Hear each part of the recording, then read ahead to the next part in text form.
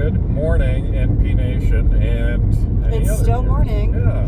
It's still morning. We've been on the road since about 6 o'clock this morning, and we are on the way to Ottawa.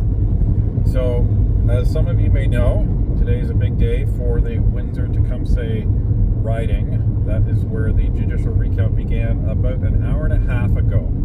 So, as some of you know, that riding is currently held by a Conservative, and they are going to be going through a judicial recount at the request of Mr. Kazmierczuk, who was the incumbent Liberal MP. All of you may remember him from some of the committees. Now, that's going to be a very interesting riding, because this is the same riding where they had a previous Conservative candidate earlier in the campaign, and they were disqualified prior to the April 7th cutoff. So they actually changed candidates from one to another. Now, one of the issues is going to be that many of the ballots that were cast in the special ballots before that April 7th cutoff were actually for the previous candidate. Now, typical Elections Canada rules say those can't be counted because they don't match the name that was on the ballot. So, what might happen, this is just speculation on our part, but what might happen is if Mr. Kazmierczuk and his team start challenging all of the ballots that should be rejected, and people have just written on them, Liberals rule or whatever it is, then it wouldn't surprise me if the Conservatives say, okay, if you want to allow those in, then we want all the special ballots in. So it's going to be very interesting to see what happens. It's not going to be finished today, most likely. No, it's probably going to take the whole rest of the week. Right.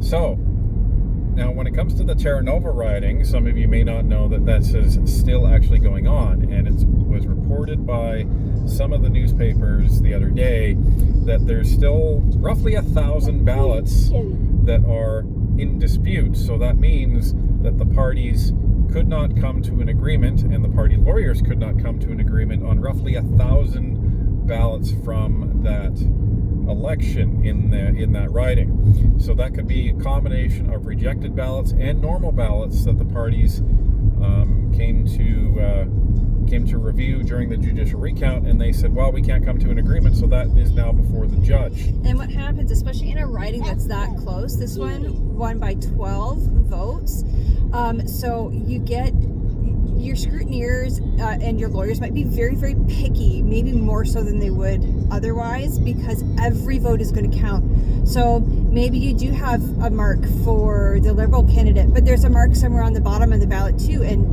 maybe the Conservative side is arguing, hey, we should reject this ballot because it's not clear what the voters' intentions are. Now, obviously the Liberals want to keep that vote, so they would go, oh, well, no, we need to keep this vote.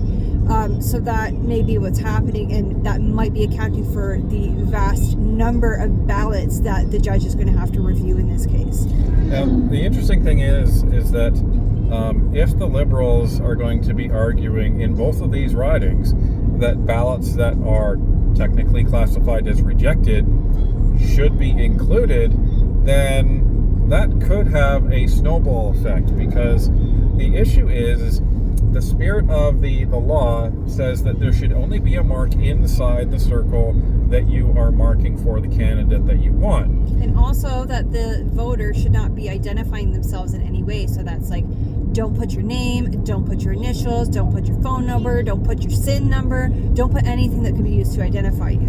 Right. So if the Liberals, really push for this, then the argument could be made that fine, if you're going to allow, if judges are going to allow these types of ballots in these ridings, then we need to open up the books on every other closed riding and see what that actually means in terms of those rejected ballots. So it could be interesting to see what happens as a result of these ridings and the adjudication of these ballots. But as of right now, the good news is that it is impossible for the Liberals to actually gain a majority. The closest they could possibly get would be if they overturn the Windsor-Tecumseh riding, they would only end up with 171 seats. Now, the worst case for the Liberals is that they actually lose the Terra Nova riding, which they're currently leading in. They don't overturn the Windsor-Tecumseh riding, and the by-election happens in Terrebonne, where the Bloc actually wins. So they could actually fall all the way back down to 168 seats.